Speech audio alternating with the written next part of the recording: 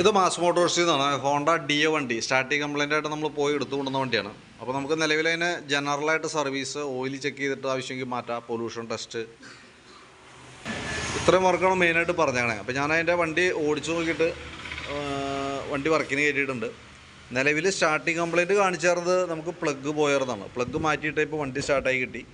Kicker അടിച്ചപ്പോൾ വണ്ടി സ്റ്റാർട്ടായി കേട്ടോ. സെൽഫ് അടിക്കാൻ പറ്റില്ല, കാരണം ബാറ്ററി ഫുള്ള് ഡെഡാണ്, മൊത്തം ചാർജ് ഇറങ്ങി പോയേക്കാം. ആ ഒരു അവസ്ഥയിലാണ് ബാറ്ററിയുടെ കണ്ടീഷൻ. അപ്പോൾ നമ്മൾ വണ്ടി ഓടിച്ച് നോക്കുമ്പോൾ നമുക്ക് ഫ്രണ്ട് സൈഡിൽ നിന്ന് ടയറിൻ്റെ നല്ല രീതിയിലുള്ള വെട്ടൽ കാണിക്കുന്നുണ്ടായിരുന്നു. നമ്മൾ വണ്ടി ഓടിച്ചിട്ട് ഹാൻഡിലുമേന്ന് കൈ ജസ്റ്റ് ഒന്ന് ഫ്രീ ആക്കുമ്പോൾ തന്നെ ഫ്രണ്ട് നല്ല ഷിവറിങ് കാണിക്കുന്നുണ്ടായിരുന്നു. അതിന് രണ്ട് കാരണങ്ങളാണ്. ഒന്ന്, മെയിനായിട്ട് ഫ്രണ്ടിലത്തെ ബുഷ് പോയിട്ട് ടയറിൻ്റെ അലൈൻമെൻറ്റ് വേരിയേഷൻ വന്നിട്ടുണ്ട്. പിന്നെ മെയിനായിട്ട് ടയർ മാറ്റിയാൽ തന്നെയാണ് ആ കംപ്ലയിൻറ്റ് മാറുള്ളൂ. അപ്പോൾ ജസ്റ്റ് ഞാൻ അതിൻ്റെ കംപ്ലയിൻസിൻ്റെ ഒക്കെ ഒരു ഡീറ്റെയിൽസ് പറയാം. ജനറലായിട്ട് സർവീസ് എന്ന് പറയുമ്പോൾ നമ്മൾ മൊത്തത്തിൽ വണ്ടി കയറ്റിയിട്ട് അത്യാവശ്യം വേണ്ട ഭാഗങ്ങളെല്ലാം തന്നെ നമ്മൾ ചെക്ക് ചെയ്യുന്നുണ്ട്. എല്ലാ കംപ്ലയിൻസുകളും നമ്മൾ ഐഡൻറ്റിഫൈ ചെയ്യുന്നുണ്ട്. അതിൻ്റെ ഡീറ്റെയിൽ ആയിട്ടുള്ള വീഡിയോ ആണ് നമ്മളിപ്പോൾ പറയണത് കേട്ടോ. അപ്പോൾ നമുക്ക് ജനറലായിട്ട് സർവീസ് ചെയ്യാം. ഇത്രയും നമ്മൾ പഴിച്ച് ചെയ്യുന്ന വർക്കിന് നമുക്ക് 600 രൂപയാണ് നമുക്ക് ലേബർ ചാർജ് വരാം. അത് ജനറൽ സർവീസിൻ്റെ ചാർജാണ്. അത് നമ്മളിപ്പോൾ കംപ്ലയിൻറ്റ്സ് ഐഡൻറ്റിഫൈ ചെയ്യാൻ പറ്റും. ക്ലച്ചിൻ്റെ ഭാഗത്തിൽ ഗ്രീസിങ്, അതേപോലെ തന്നെ 2 ബ്രേക്ക് അഴിച്ച് cleaning, brake cam cleaning, front bush greasing, അതെല്ലാം അതിനകത്ത് വന്ന കേസാണ് ആ ഒരു ജനറൽ സർവീസിൻ്റെ വർക്കിനകത്ത്. പിന്നെ അത് കൂടാണ്ട് വണ്ടിക്കുള്ള കംപ്ലയിൻസുകൾ നമുക്ക് അറിയാൻ പറ്റും. അപ്പോൾ അതിൻ്റെ ഡീറ്റെയിൽ ആയിട്ടുള്ളൊരു വീഡിയോ ആണ്. അത്യാവശ്യം കുറച്ച് മെയിൻ്റനൻസ് ഉണ്ട് വണ്ടിക്ക്.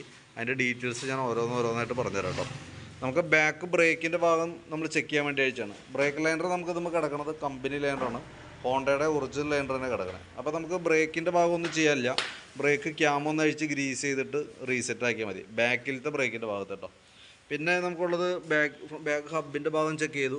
ഹബിനകത്ത് വേറെ പറയത്തക്ക കംപ്ലൈൻ്റ് ഒന്നുമില്ല. ഈ ടയറിൻ്റെ കണ്ടീഷൻ ഉണ്ടല്ലോ, ഈ മോഡൽ ടയർ ഒരു കാരണവശാലും യൂസ് ചെയ്യാതിരിക്കുക. കാരണം നമുക്ക് 2 വീലറിനോ സ്കൂട്ടർ മോഡൽ, ഈ മോഡലിട്ട വണ്ടികളിലെല്ലാം തന്നെ അലൈൻമെൻറ്റ് പോക്കാണ് മെയിനായിട്ടുള്ള പ്രശ്നം. കാരണം വണ്ടി നല്ല ടൈറ്റ്, ഹാൻഡിലുമ്പോൾ ബലം കാണിക്കും. ഇതിൻ്റെ ഫ്രണ്ടിലത്തെ ടയറിനും കൂടി പ്രോബ്ലം ഉള്ളതുകൊണ്ട് വണ്ടി ഓടിക്കുമ്പോൾ നല്ല ബുദ്ധിമുട്ട്, ഒരുപാട് ബലം പിടിച്ചിരുന്ന് ഓടിക്കേണ്ട സിറ്റുവേഷനാണ്.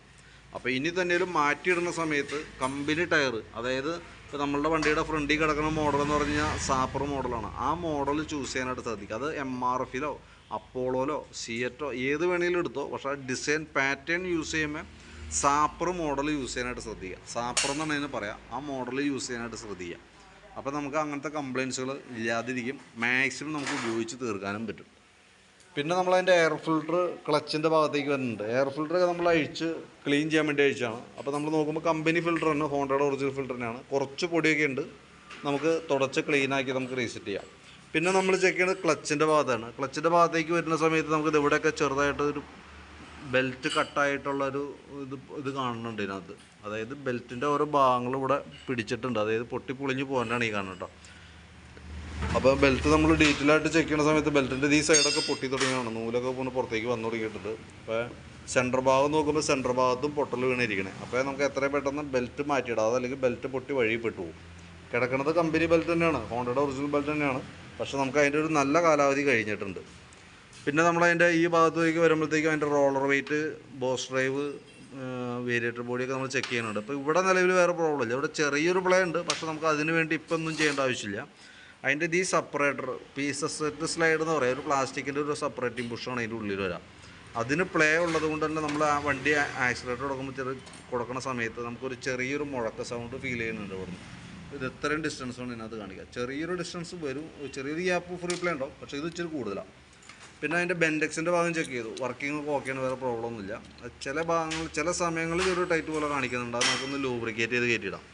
പിന്നെ ബാക്കിലത്തെ ക്ലച്ച് പുള്ളി ഫുള്ളായിട്ട് നമ്മളൊന്ന് അഴിച്ച് ഗ്രീസ് ചെയ്യുന്നുണ്ട്. കൂട്ടത്തിക്കടെ ഈ പിന്ന് റോളർ സെറ്റ് നമുക്ക് മാറ്റിയിടുന്നുണ്ട്. അതെന്ന് പറഞ്ഞാൽ നമുക്ക് റോളറും പിന്നും കൂടിയിട്ട് എനിക്ക് തോന്നുന്നു ഏകദേശം ഒരു 100 താഴെ നമുക്ക് കോസ്റ്റ് ഉണ്ടുള്ളൂ. അത് ക്ലച്ചിലത് കറക്റ്റായിട്ട് നമ്മൾ മെയിൻറ്റെയിൻ ചെയ്ത് വേണമെങ്കിൽ ക്ലച്ചിൽ വേറെ പണി മുടക്ക് വരില്ല. കാരണം ഏറ്റവും കൂടുതൽ നമുക്ക് പൈസ സ്കൂട്ടർ മോഡലിന് ചിലവാകുന്നത് ക്ലച്ചിൻ്റെ ഭാഗത്താണ്. ബെൽറ്റ് പൊട്ട, വേരിയേറ്റർ ബോഡി കാര്യങ്ങൾ പോവാം, അതേപോലെ തന്നെ ബാക്കിലത്തെ ക്ലച്ച് പുള്ളി കംപ്ലയിൻറ്റ് വരാം. ഇതൊക്കെയാണ് കോമൺ ആയിട്ട് നടക്കുക. കാരണം ഈ ഭാഗം ഡ്രൈ ആണ്. അപ്പോൾ നമുക്ക് മാനുവലായിട്ട് തന്നെ അഴിച്ച് ഗ്രീസ് കാര്യങ്ങൾ ഇടേണ്ടതാണ്. ഇതിലുള്ള ഓയിൽ കാര്യങ്ങളൊന്നും വന്നില്ല. അതാണ് മെയിനായിട്ടുള്ള റീസൺ കേട്ടോ.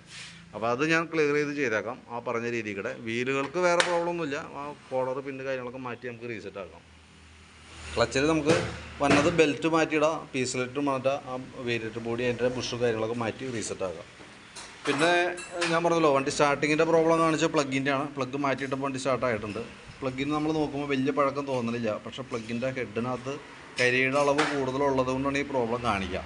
തൽക്കാലം പ്ലഗ് മാറ്റി നമ്മൾ ക്ലിയർ ചെയ്തിരുന്നുണ്ട്. പിന്നെ വണ്ടി സ്റ്റാർട്ട് ചെയ്യുന്ന സമയത്ത് ഈ എഞ്ചിൻ്റെ ഭാഗത്ത് ഒരു ചിലമ്പൽ സൗണ്ട് കാണിക്കുന്നുണ്ട്.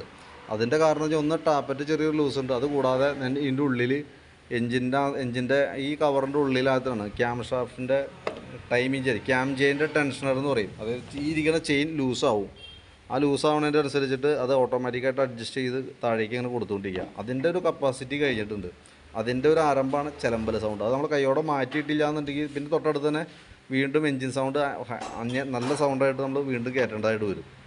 പിന്നെ അതേപോലെ തന്നെ എൻജിൻ റൂമിൻ്റെ ഉള്ളിലത്തെ അവസ്ഥ ഇതൊക്കെയാണ്, ഫുള്ള് ചെളിയാണ്. അപ്പോൾ ഈ രീതിയിൽ തന്നെ ഒന്ന് ഓപ്പണായിട്ടൊന്ന് വാഷ് ചെയ്ത് പോവുകയാണെങ്കിൽ ഏറ്റവും നല്ലതാണ്. കാരണം എവിടെയെങ്കിലും തുരുമ്പോ കാര്യങ്ങളൊക്കെ ഉണ്ടെങ്കിൽ നമുക്കത് പെയിൻറ്റ് ടച്ച് ചെയ്യാൻ പറ്റും.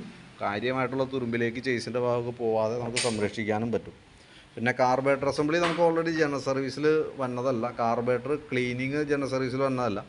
അപ്പോൾ അതൊന്ന് അഴിച്ച് ക്ലീൻ ചെയ്യുന്നത് നല്ലതാണ്. കാരണം ഇതിൻ്റെ ഇവിടെ ഭാഗം നോക്കുമ്പോൾ ഇതാണ് അതിൻ്റെ അവസ്ഥ. അത്യാവശ്യം ഫുൾ അഴുക്കും കാര്യങ്ങളൊക്കെ ഉണ്ട്. പിന്നെയെന്ന് പറഞ്ഞാൽ ഇപ്പോൾ പ്ലഗ് പോണൊരു കംപ്ലയിൻ്റ് ഉണ്ട്. അപ്പോൾ പെട്രോൾ കൂടുതൽ ഇതിനകത്തേക്ക് ഇറങ്ങി ചെന്നാലും പ്ലഗിന് ലൈഫ് കിട്ടില്ല, പെട്ടെന്ന് കംപ്ലയിൻറ്റ് വരും. അപ്പോൾ അതില്ലാതിരിക്കാനും വേണ്ടിയിട്ട് കാർബറേറ്റർ ഒന്ന് അഴിച്ച് ക്ലീൻ ചെയ്യണത് നല്ലതാണ്. നമ്മൾ അങ്ങനെ പറഞ്ഞതിൻ്റെ കാരണം എന്ന് വെച്ചാൽ വണ്ടി ഓടിക്കുമ്പോൾ പ്രത്യക്ഷത്തിൽ നമുക്ക് വേറെ കംപ്ലയിൻറ്റ് അതുമായി ബന്ധപ്പെട്ട വേറെ കംപ്ലയിൻറ്റുകളൊന്നുമില്ല. അഴിച്ച് ചെയ്തു പോകണം നല്ലതാണ്. അങ്ങനെ ജസ്റ്റ് സജഷൻ പറഞ്ഞു എന്നുള്ളൂ.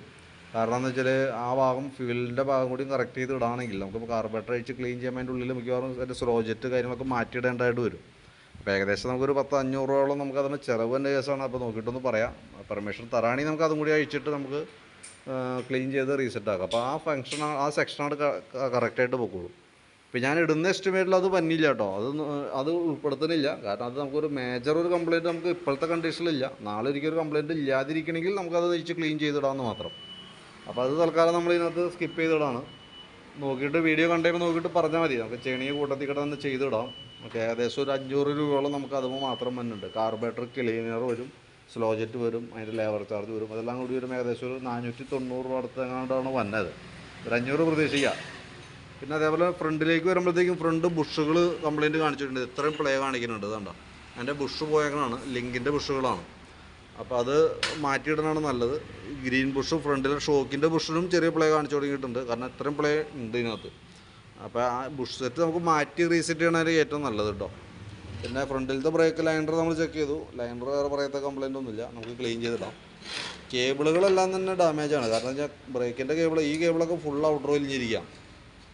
ഈ കേബിളിന് അത്രയില്ല, പക്ഷെ മാറ്റുമ്പോൾ രണ്ടും കൂടി മാറ്റിയിടണമാണ് നല്ലത്. ഫ്രണ്ടിലത്തെ ബാക്കിലേക്ക് വരുമ്പോഴും ബാക്കിലും ഇതെവിടെ ഔട്ടർ പൊട്ടിയേണ്ട അവസ്ഥയാണ്, വലിച്ചിലുണ്ട്.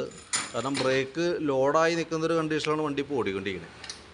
അപ്പോൾ അത് മാറ്റിയിടാണെങ്കിൽ ഏറ്റവും സേഫ് അതാണ്. കാരണം ഇനി അങ്ങോട്ടേക്കായാലും മഴയുടെ പ്രസൻസാണ്, നമ്മൾ വണ്ടി തള്ളിയാൽ പോലും നീങ്ങാത്തൊരു കണ്ടീഷനിലേക്കൊക്കെ വരും.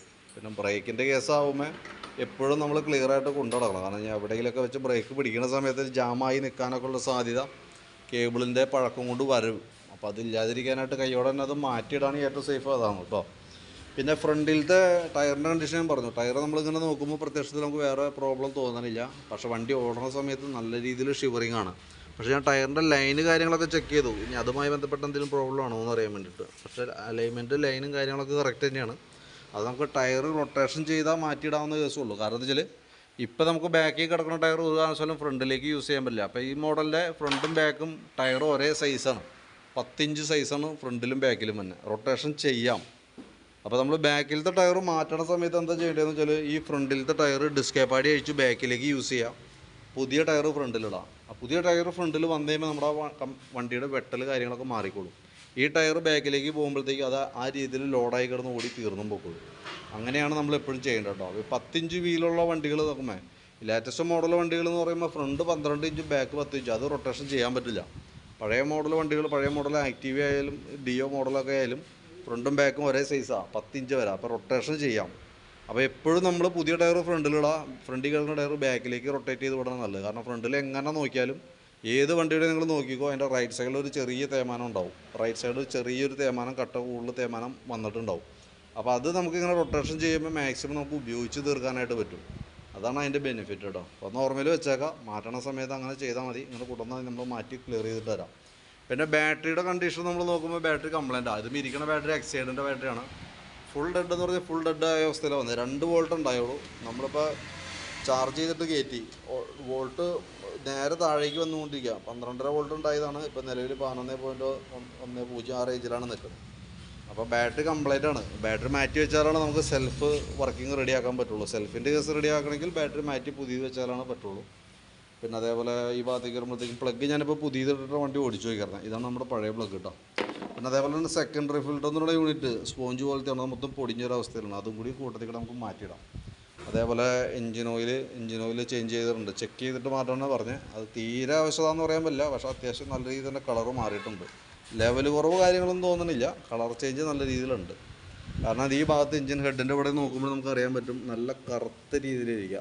അത് ഓയിലിനകത്ത് വരുമ്പോൾ ഓയിലിൻ്റെ അഴുക്കാണ് ഇവിടെ വന്നത് കേട്ടോ. ഓയിലിൻ്റെ കളറാണ് ഇവിടെയും വരിക. കാരണം ഞാൻ ഈ ഓയിൽ പോണ എല്ലാ ഭാഗവും അതേ കണ്ടീഷനിലായി പോകും. അപ്പോൾ ഈ ഒരു അവസ്ഥയിലേക്ക് നമ്മൾ ക്ലീൻ ചെയ്ത് പുതിയ ഓയിൽ ഒഴിച്ചാലും എന്താ പ്രോബ്ലം എന്ന് വെച്ചാൽ ഈ വന്ന അഴുക്ക് മൊത്തം ആ ഓയിൽ ക്ലീൻ ചെയ്ത് വീണ്ടും ആ ഒരു അവസ്ഥയിലേക്ക് തന്നെയാവും. ക്വാളിറ്റി ബേസിൽ വ്യത്യാസം വരില്ല, പക്ഷേ കളറ് പെട്ടെന്ന് മാറും. അതാണ് അതിൻ്റെ പ്രോബ്ലം. ഇപ്പം ഞാനതിൻ്റെ ഏകദേശം നമ്മളിപ്പോൾ ഈ പറഞ്ഞിരിക്കുന്ന വർക്കുകൾ, അതായത് എൻജിൻ ഓയിൽ ഉൾപ്പെടുത്തുന്നുണ്ട്, എസ്റ്റിമേറ്റിൽ ഉൾപ്പെടുത്തുന്ന കാര്യങ്ങളൊന്നുകൂടി പറയാം. എൻജിൻ ഓയിൽ ഉൾപ്പെടുത്തുന്നുണ്ട്, സെക്കൻഡറി ഫിൽറ്റർ ഉൾപ്പെടുത്തുന്നുണ്ട്, അതേപോലെ തന്നെ പ്ലഗ്, അതേപോലെ ഹെഡിന് ഈ കവർ ഗ്യാസ്കറ്റ് മാറ്റേണ്ടതായിട്ടുണ്ട്, എൻജിൻ്റെ ഭാഗത്ത് തന്നെ ടെൻഷനർ യൂണിറ്റ് മാറ്റേണ്ടതായിട്ടുണ്ട്. അതേപോലെ ഫ്രണ്ടിലേക്ക് വരുമ്പോഴത്തേക്കും ഫ്രണ്ടിലെ ബുഷ് സെറ്റുകൾ മാറേണ്ടതായിട്ടുണ്ട്, ബാറ്ററി മാറ്റേണ്ടതായിട്ടുണ്ട്. അതേപോലെ തന്നെ കേബിളുകൾ, ബ്രേക്കിൻ്റെ കേബിൾ ഫ്രണ്ടിലേക്ക് വരുന്നത് 2 കേബിളും മാറ്റിയിടാം, അതാണ് ഏറ്റവും സേഫ്. ബാക്കിലത്തെ ഒരു ബ്രേക്ക് കേബിളും കൂടി നമുക്ക് മാറ്റേണ്ടതായിട്ട് വരുന്നുണ്ട്. പിന്നെ ഉള്ളത് ക്ലച്ചിനകത്ത് തന്നെ കംപ്ലൈൻ്റ് ആണ്. ഒന്ന് ബെൽറ്റ് മാറ്റണം, അതേപോലെ തന്നെ പീസ് ലൈറ്റ് എന്ന് പറഞ്ഞാൽ പ്ലാസ്റ്റിക്കിൻ്റെ കട്ട മാറ്റിയിടണം. റോളർ പിന്നെ ചെറിയ പിന്നുകൾ നമുക്ക് മാറ്റി റീസെറ്റ് ചെയ്യാം. ഇത്രയും കേസാണ് മെയിനായിട്ട് ചെയ്യേണ്ടത്. അത്രയും ഞാൻ എസ്റ്റിമേറ്റിൽ ഉൾപ്പെടുത്തണേ. പിന്നെ അതിന് പുറമെ നമുക്ക് വീഡിയോ കണ്ടതിന് ശേഷം ഒന്ന് റിപ്ലൈ ചെയ്യേണ്ട കാര്യങ്ങൾ എന്ന് പറഞ്ഞാൽ, ഒന്ന് നമുക്ക് വാട്ടർ സർവീസിൻ്റെ കേസ് ഈ രീതിയിൽ ചെയ്യണമെന്നുള്ള കേസ് നോക്കിയിട്ടൊന്ന് പറയണം.